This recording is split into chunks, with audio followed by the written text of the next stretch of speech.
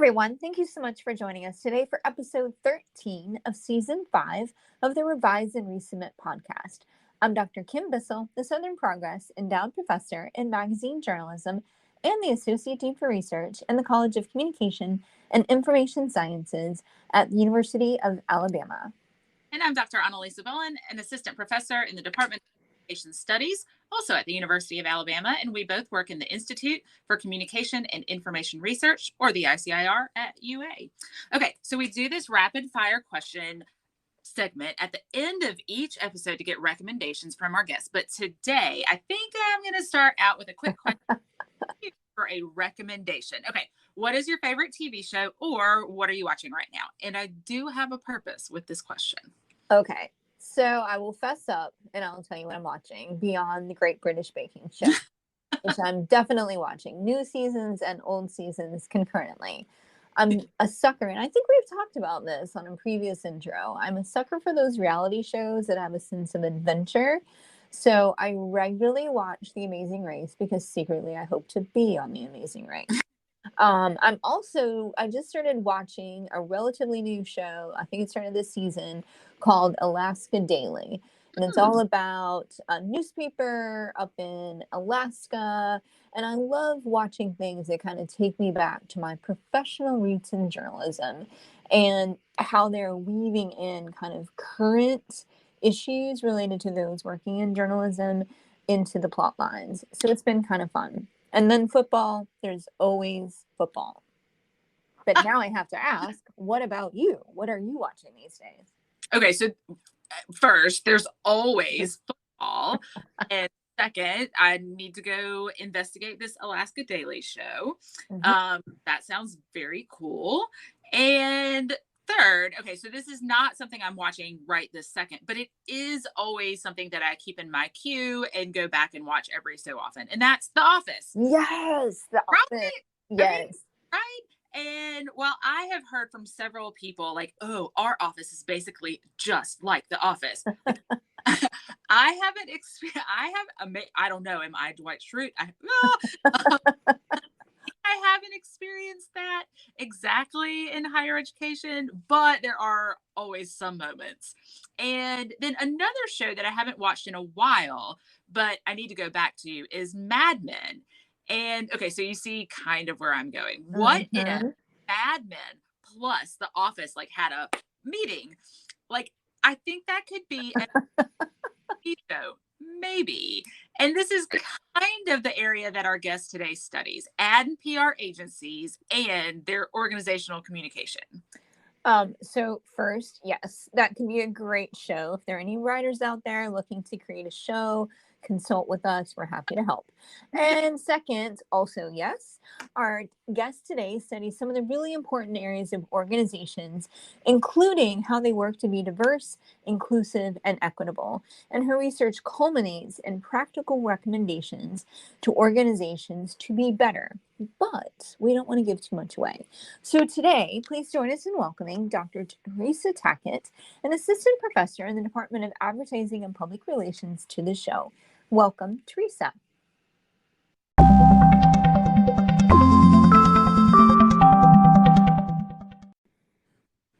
Thank you so much for joining us today, Teresa. We are thrilled for you to join us.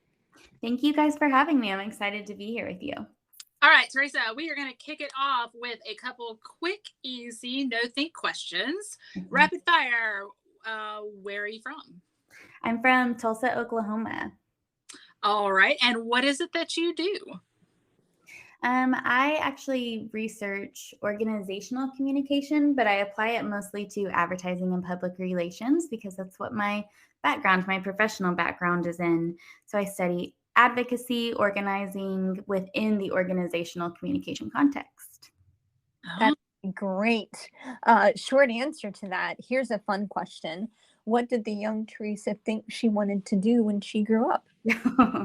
Not what I'm doing, but kind of right now doing this podcast is exciting because I wanted to be a country music star when I was a kid. I wanted to be the next Shania Twain. So I'm pretending this is like my press interviews for that. That's so much. Okay, so how did you get from country music star aspirations to, I mean, professorship is not like that. No, it's not. I mean, sometimes it is, right? Like the conferences, teaching classes. Let's see. How did I get there? I think really when I look back on it, when I was a kid, I would also just bug my parents to no end, asking tons of questions. So I was really interested in how Shania Twain became famous, what she did to get there. And I look back on my life and I think I'm always asking more about like how things work, how we get to where we're going, why people do the things they do, why people think that way, behave that way, act that way. And so really, I think it was just sort of this like, I was really creative. And so I think that's where the music part comes in. That's where advertising and PR came in later. Always asking questions. And so as I just went through my 20s and realized, you know, working for people is really exciting and building campaigns is really creative and fun, but I'm really more interested in the research part of it. And so I think that's kind of how I went back to grad school. I studied entertainment media. So there's always that factor for my master's. And then went back to agency life. And I really realized that working in an agency was more interesting thinking about working in an agency than actually doing it. Like, why are we making the decisions we're making? Why do we help clients the way that we do? Why are leaders acting the way that they are? Why are our values our values? How do we come up with those? And so I realized I probably needed to go have somebody pay me to do that at some point, rather than just like be thinking about this in my off time.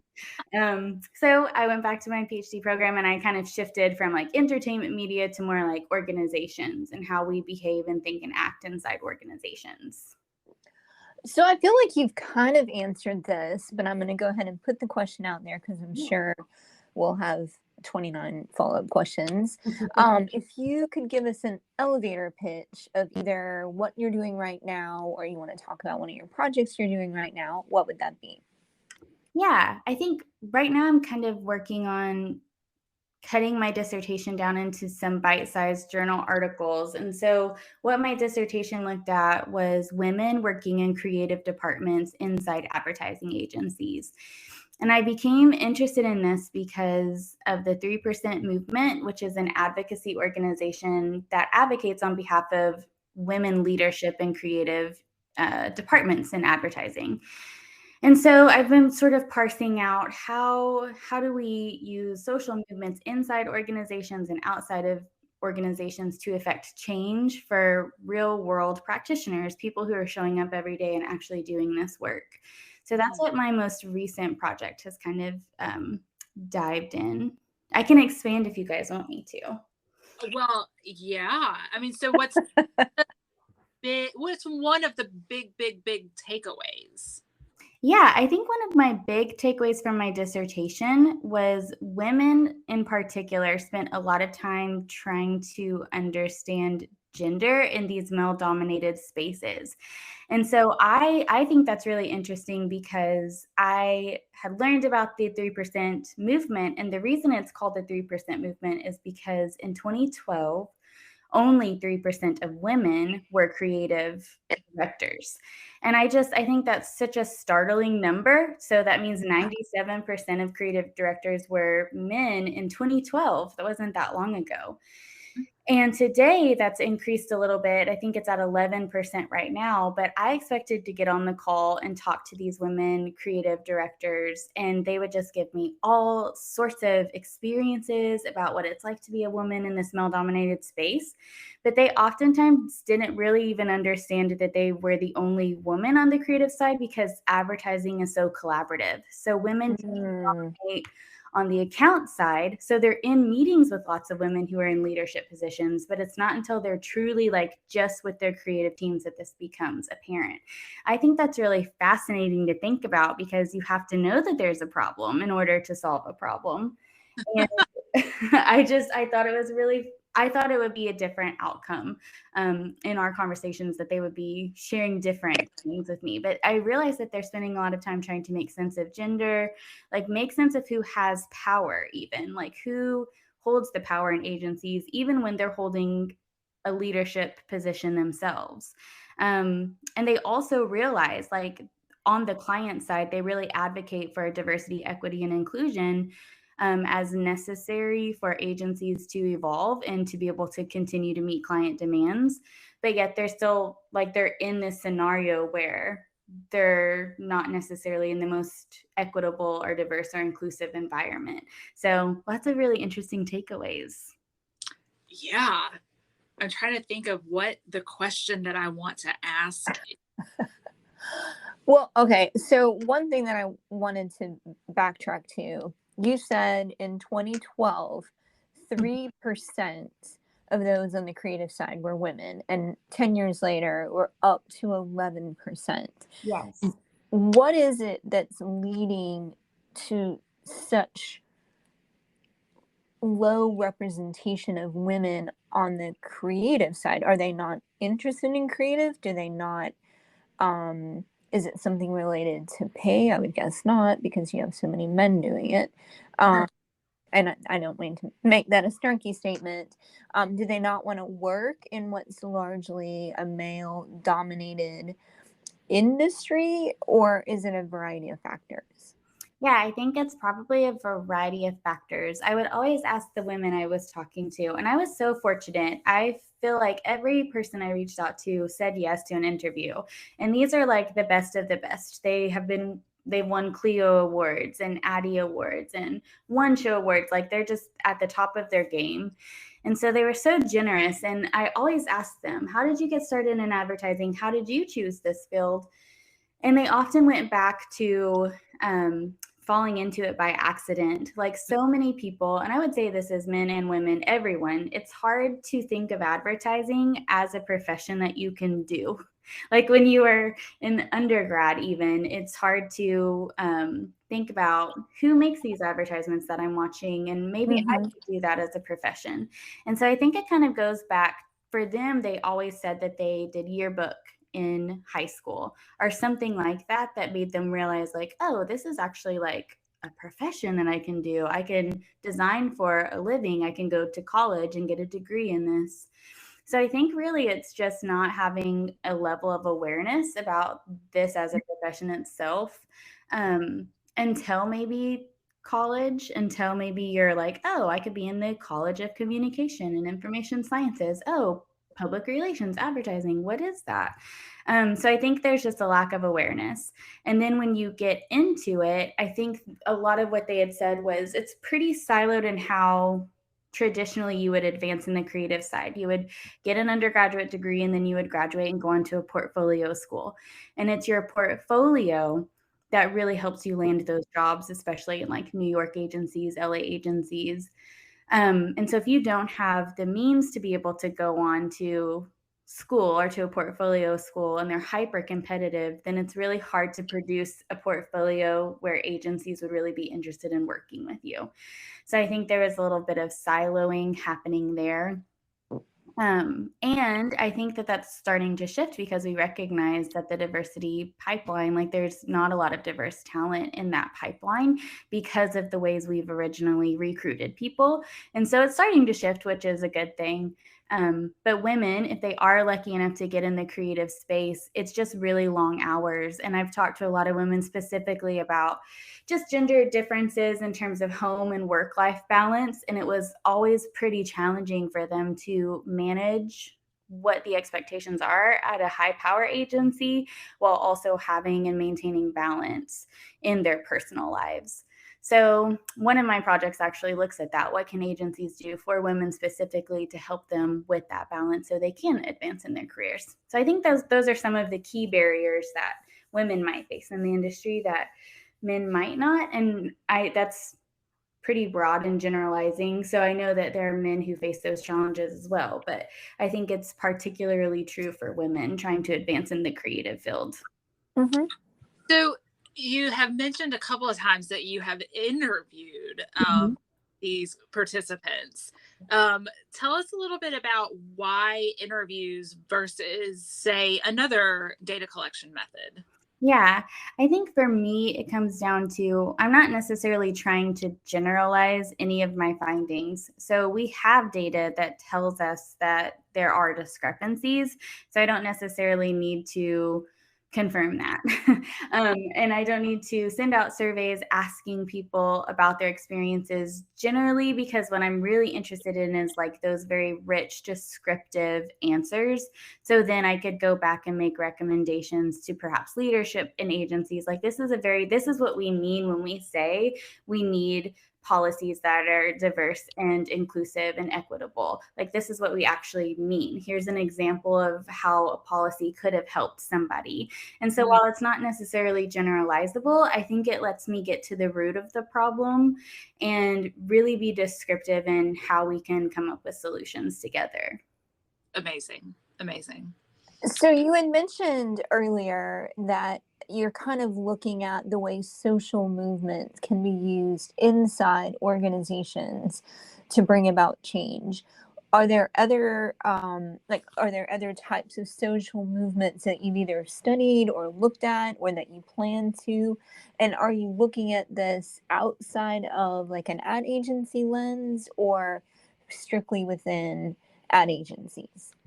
Those are great questions. I feel like diving into this, I took a couple of seminars on social movement theory, and I started to think about social movements in organizations as insider movements and outsider movements. So inside the organization and outside of the organization.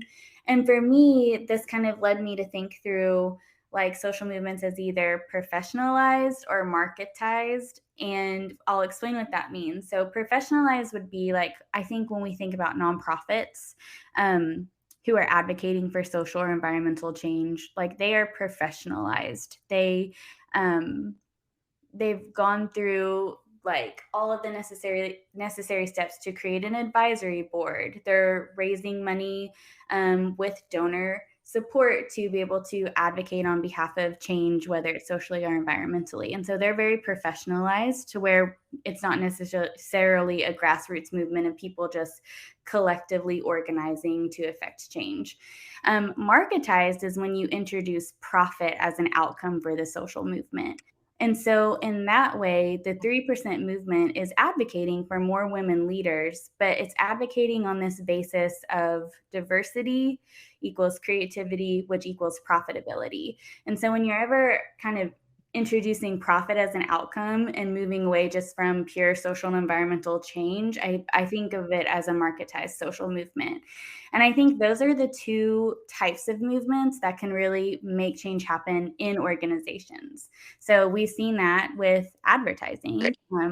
Going from 3% of women being creative leaders to 11 in 10 years, there has been a change. And social movement literature, sometimes it's hard to measure outcomes of social movement. So I'm really interested in the professionalized and marketized movements and how they can actually affect change for social and environmental outcomes, even through business. To answer your second part of that question, I've looked at this through the advertising lens. I think because I was an advertising practitioner, I came from this space and it made sense to me. Like I was aware of this organization. It made sense to sort of look at this as a large case study, but I would love to do this across organizations. I would love to sort of branch out and think about how other businesses can apply this case study to their own industry. So at what point do you think that we'll take kind of diversity as an example? At what point is an organization quote unquote diverse enough? Or even if you see 54% women in leadership positions, is there something that you might identify as being problematic within an organization? I guess there's a question there, but I'm coming to the conclusion that you're in a good line of research. Yeah, I think so. This is what I think about now. So this is kind of where corporate social advocacy comes in for me, because we have organizations specifically. I feel like DEI, everybody is more aware of it today than ever before. It's conversations that leaders are having in their organizations. And I think for me, what I would measure that against is, what are your values? What are your goals as an organization? How do you define diversity, equity, and inclusion? And then are you actually meeting those standards? Or are you just espousing this as values and saying, we care about this. We're more, we're more than just a business. We care about social and environmental change. I went to see how, like, how are you about these things? What are your numbers indicating? Because for years, what's interesting about, sorry to keep taking this back to advertising, but what's interesting about the advertising industry is for years, the industry talked about how they really value diversity, equity, and inclusion. But if you would read trade publications, it was always, it's very homogenized, like at the leadership level, and even a lot of times on the teams themselves. So for years, they were espousing these values that they really care about diversity and equity and inclusion, but the numbers did not line up. And so a lot of organizations, a lot of these professionalized advocacy groups called for change. And it wasn't until they got a lot of pressure from the outside that they were like, okay, we'll report our diversity data and we're going to create policies that help us recruit talent, retain talent. So they came up with like free the bid, which meant that for every like video film production project, you have to get 3 bids. And so one of those bids had to come from somebody who was underrepresented, whether it was a woman or a person of color. One of the bids had to be from a person of that population, a more marginalized population in advertising. So they actually had to create effective strategies to say, like, yes, we do care about diversity and equity. So I think that's what an organization should do. What are your measures? Clearly define your measures, and then create policies and procedures around those measures to ensure that you get outcomes. And if you're not getting outcomes, you need to reevaluate. So is it the researchers and people like you that kind of serve in this role of doing what you just said? What are your outcomes, or what are your goals with this? And then what are the outcomes? Or is there a body or a group or others within the industry that have the job of kind of following up, saying, okay, you're actually doing what you say you are doing and want to do, or you're not doing that?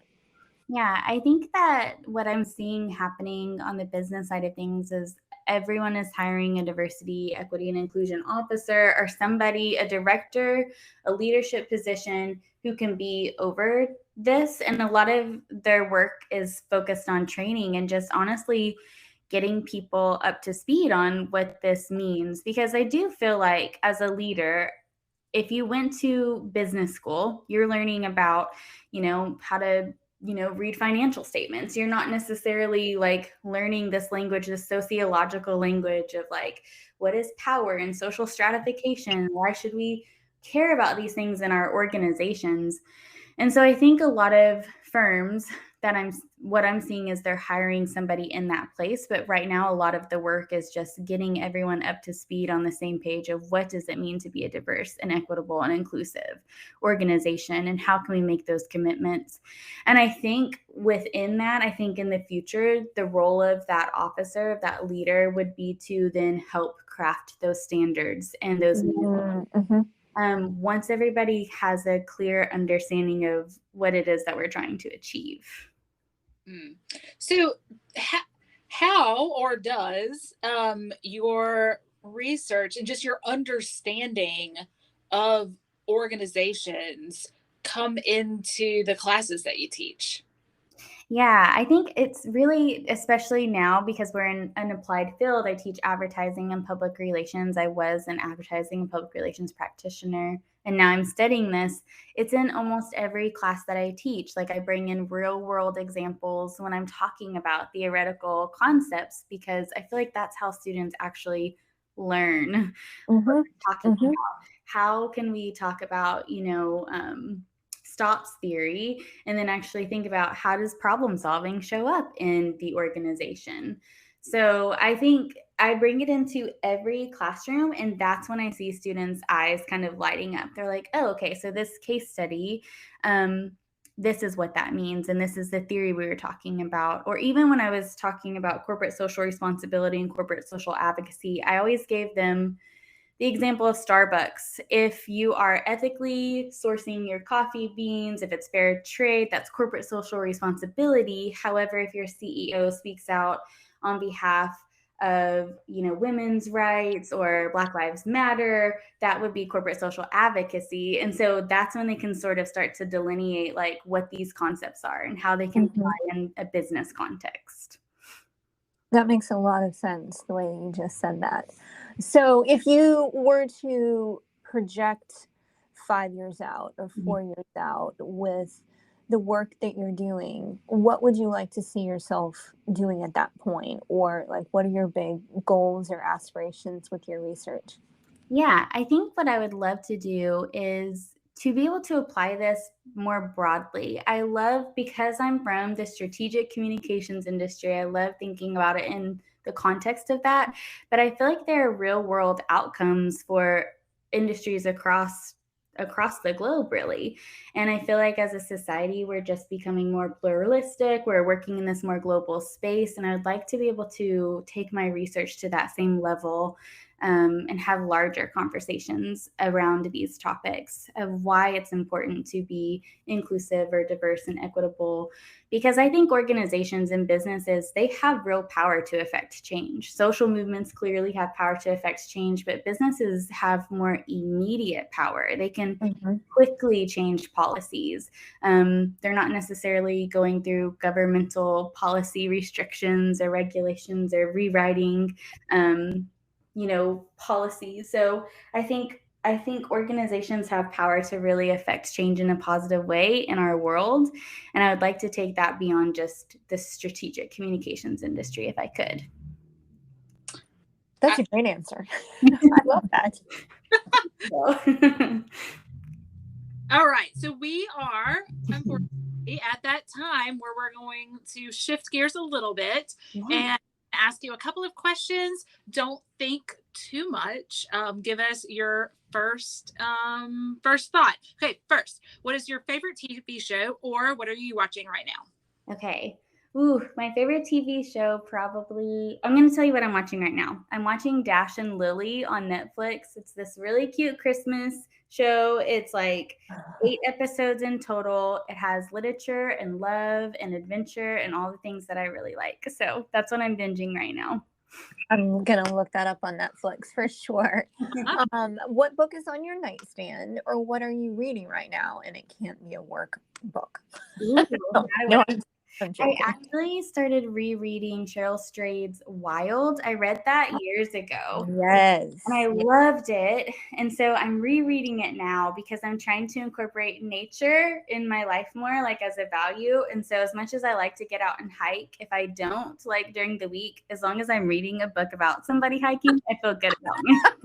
Oh, my God. What's a movie that we need to see right now? A movie? And it doesn't have to be like one that's out right now. Just something that we should watch. Okay. I'm also going to tap into my Reese Witherspoon once again and say Where the Crawdads Sing. I finished that book, and she just produced this over the summer. So I think it was released a few months ago, but I loved it. So okay. So we'll have to chat I got to get my words together offline about what you thought about the book and the movie, because I have thoughts. Okay. Last question. If you were to be on a reality show, or if your life was a reality show, what would it be? I would love to be on Big Brother, honestly. I'm an avid Big Brother fan. I think it would be so fun. I think that would be the one for me. Okay, so you're not the only person who has said that. I was just going to say that. Like not creepy, an uncreepy version. I don't know that it's creepy, but that we could do like in the buildings. Maybe not. Maybe not. I'm going rogue here. Teresa, thanks for spending some time with us and sharing what you're doing and the important work of organizational change and advocacy. It's amazing. Thank you guys for having me. This was so fun. I'm glad we got to do it. Definitely. Thank you, Teresa. Thank you, guys. Talk soon.